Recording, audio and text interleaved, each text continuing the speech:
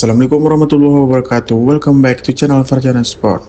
Saya menghimbau kepada teman-teman semua dun sanak sadonyo dan semua warga Indonesia jangan lupa like, komen, dan subscribe channel Farjana Sport. Semoga yang sudah subscribe dipermudah urusannya di dunia maupun di akhirat. Amin amin ya robbal alamin. Pertandingan ini adalah laga perdana bagi kedua tim di musim Super League 2025-2026 yang berakhir dengan kemenangan Persib Bandung 2-0 atas Semen Padang. Gol Persib dicetak oleh William Barros pada menit ke-40 dan Febri Haryadi di menit ke-89.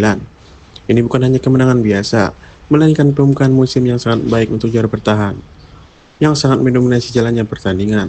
Sejak menit awal, Persib Bandung tampil agresif dengan menguasai bola hingga 62% sepanjang laga, menciptakan berbagai peluang berbahaya.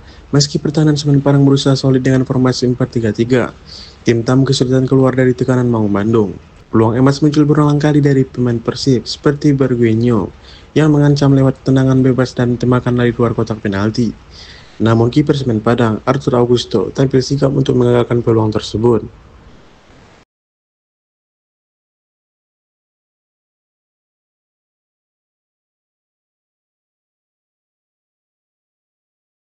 Kekalahan ini bagi Semen Padang merupakan pengalaman berharga. Ada beberapa faktor utama yang menjadi penyebab mereka kalah dalam laga ini. Keterbatasan komposisi pemain dan absennya dua pilar utama. Salah satu faktor paling krusial adalah ketidakhadirannya kedua pemain asing anyar, Pedro Mantos dan Rui Rampa. Absennya kedua pemain ini cukup mempengaruhi keseimbangan dan kekuatan tim di lapangan, terutama dalam meredam serangan Persib dan menciptakan peluang. Kurang optimal dalam penyelesaian akhir. Dari statistik, Semen Padang hanya melakukan 6 tembakan sepanjang pertandingan, dengan 2 diantaranya tepat sasaran. Jauh tertinggal dari Persib yang aktif melepaskan 14 tembakan. Ini menunjukkan ketidakmampuan mereka menembus rapatan pertahanan Persib dan kurang efektif dalam penyelesaian. Strategi bertahan dan kondisi fisik. Semen Padang tampak bermain dengan taktik bertahan, berusaha menunggu kesempatan lewat serangan balik. Namun, ketika sudah tertinggal, mereka kesulitan menaikkan intensitas pressing. Faktor kebugaran yang belum prima terlihat pada beberapa segmen, terutama di babak kedua saat kecepatan dan agresivitas menurun.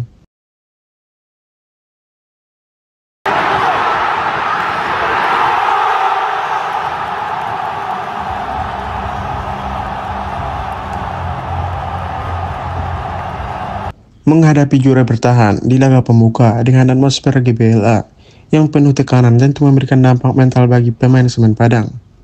Tekanan ini berdampak pada kelancaran permainan mereka.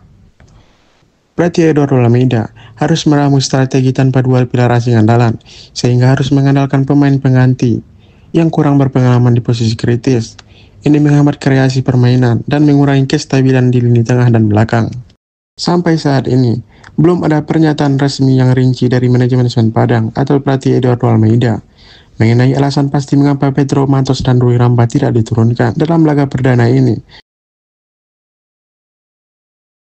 Agar Semen Padang mampu bersaing di Super League dan mempertahankan posisi mereka di Liga 1, sejumlah perbaikan dan langkah strategis harus dilakukan.